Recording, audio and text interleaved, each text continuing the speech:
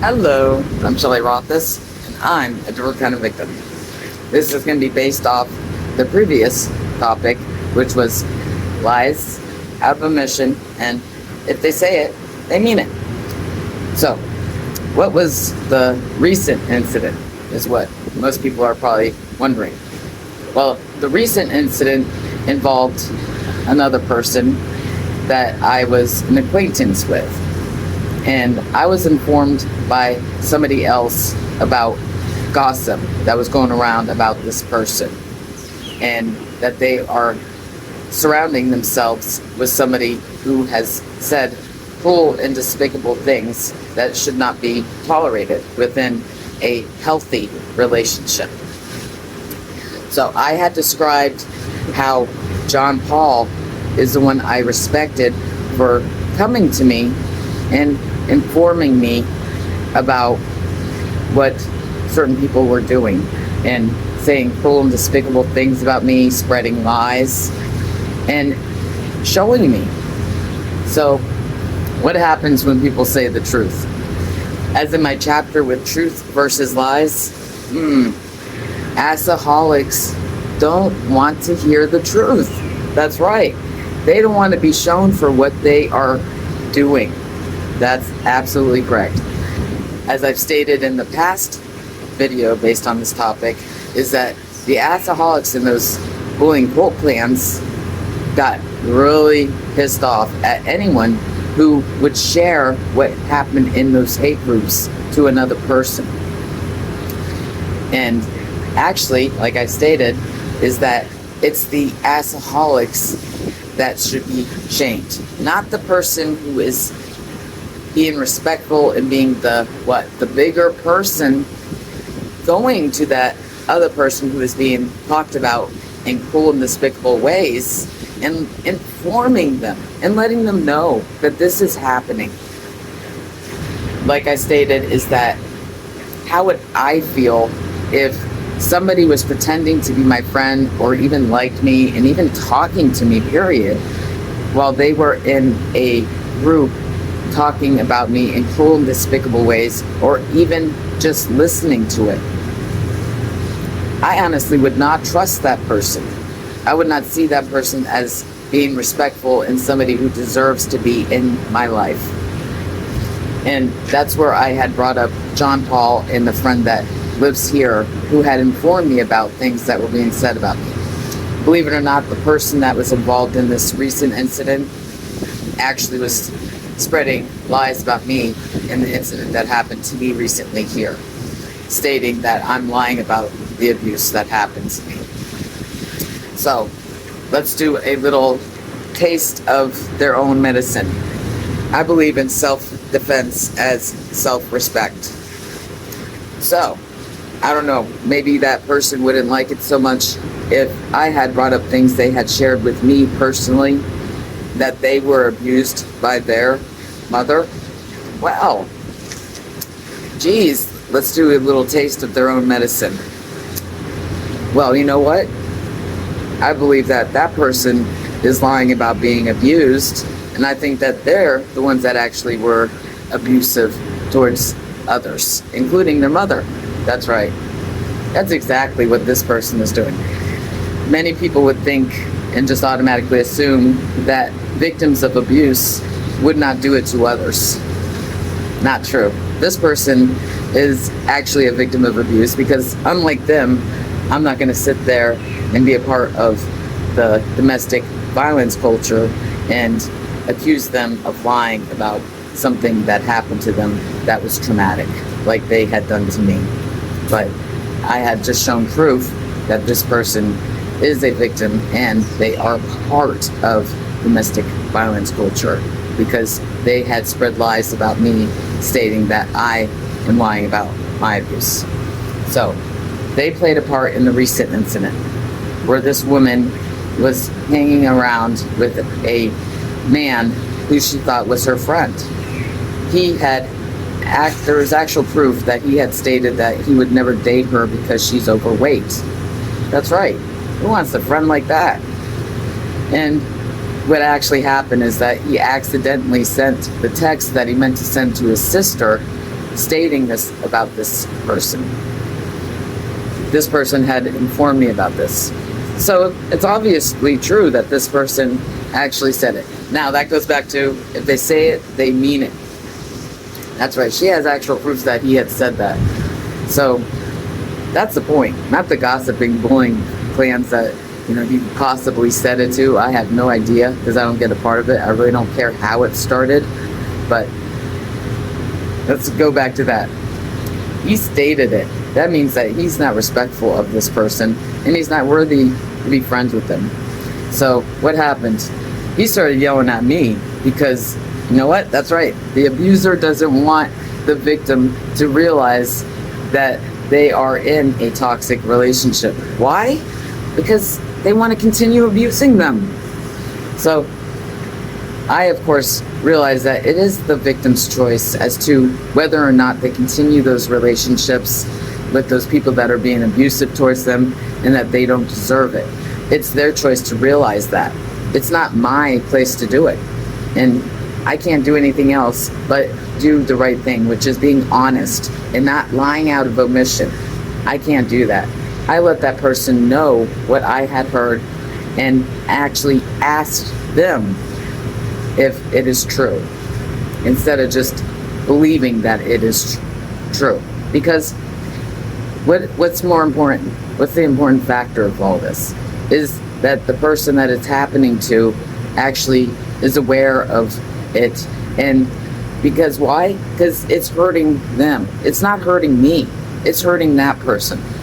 And if I'm a respectful person, I'm not going to sit there pretending to be that person's friend or even like them while even being aware of this happening to them and not informing them that I'm aware of the possibility of something that can harm them is happening.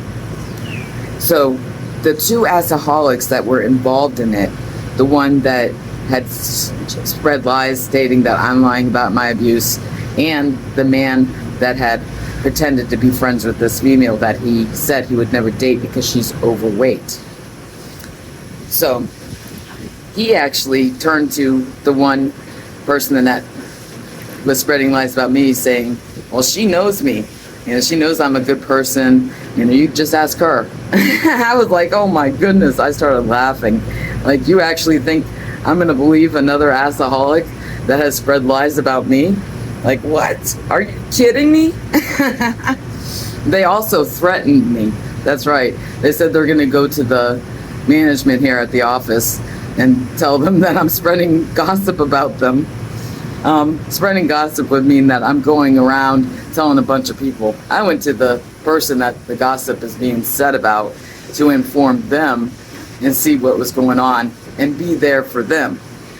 Unlike them, who pretended to be their friend, such as the person who lied about me, is actually the worst one of it all, because she is acting like she cares and is her friend, and she actually, the way she tried to do it, just like an alcoholic would do, she ended up whispering in her ear right in front of me, telling her that I'm bad news and that she should stay away from me. I'm bad news?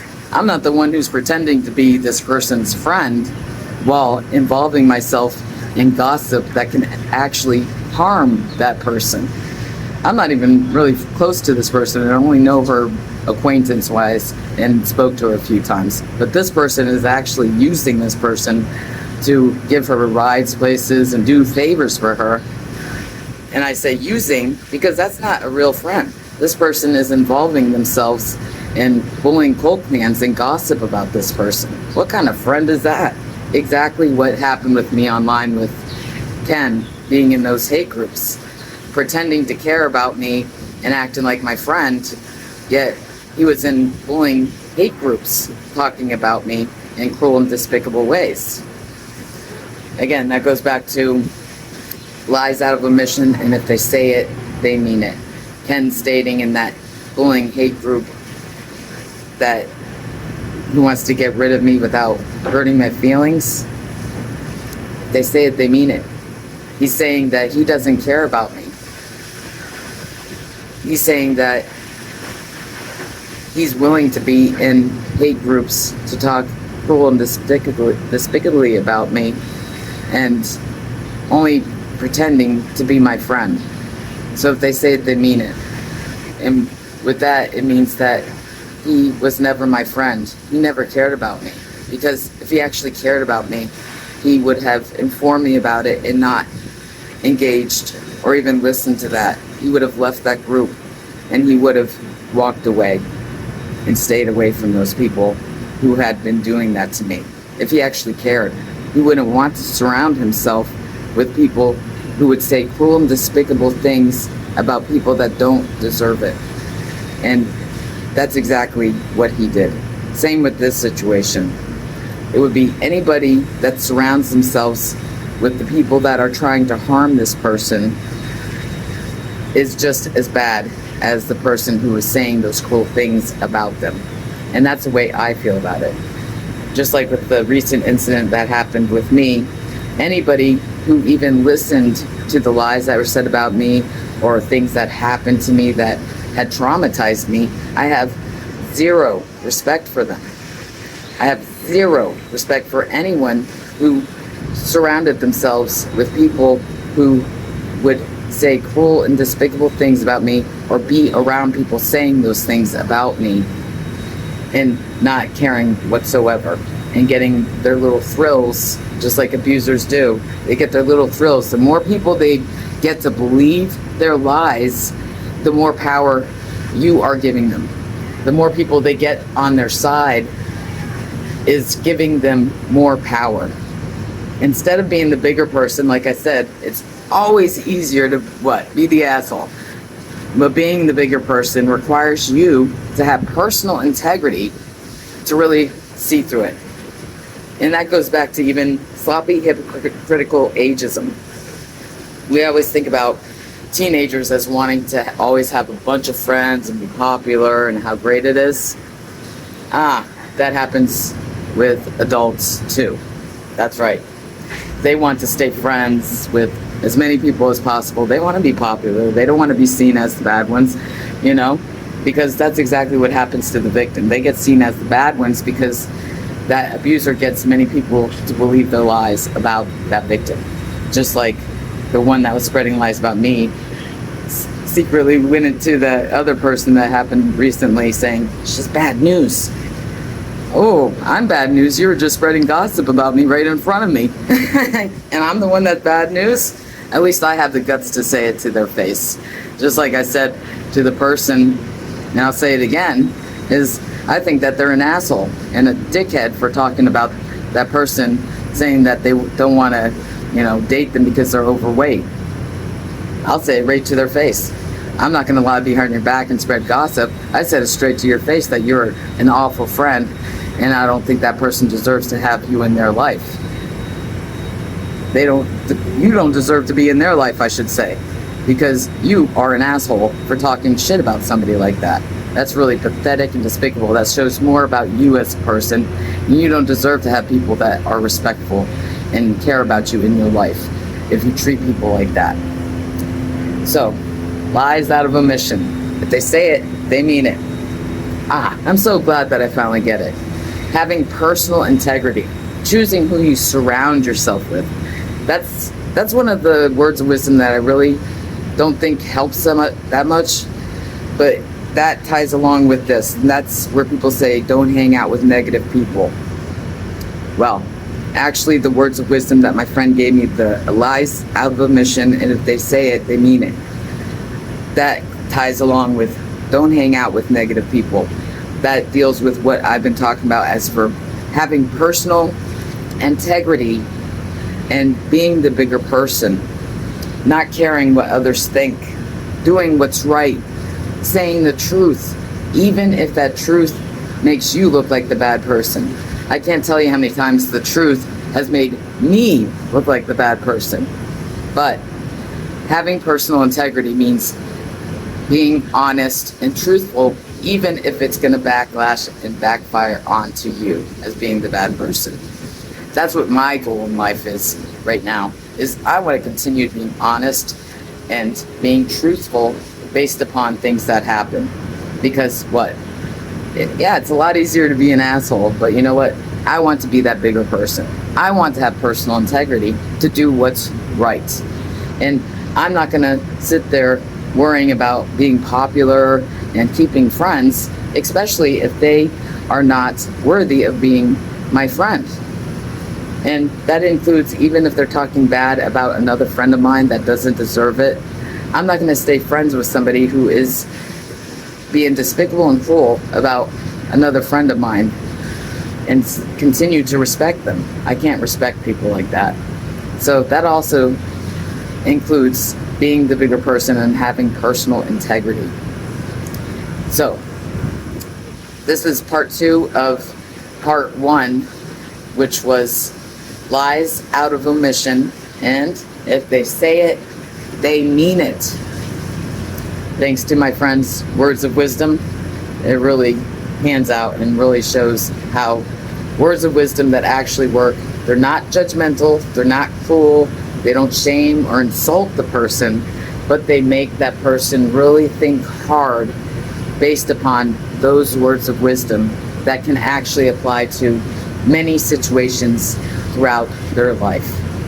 Again, just like Ken's words of wisdom had helped me come to my realization about the abuse that has happened to me for most of my life with the 3 alcoholics. That's right. Words of wisdom. Constructive. It can work in many different situations. It's not insulting. It's not judgmental. It's not a competition to make you look better than that other person. But in the end, that person becomes the winner and achieves the goal of using that constructive advice, the words of wisdom, to help them become a better person and achieve having healthier relationships in their life. And that'll be it for now. I'm Shelley Rothus, and I'm a different kind of victim. I'll see you next time.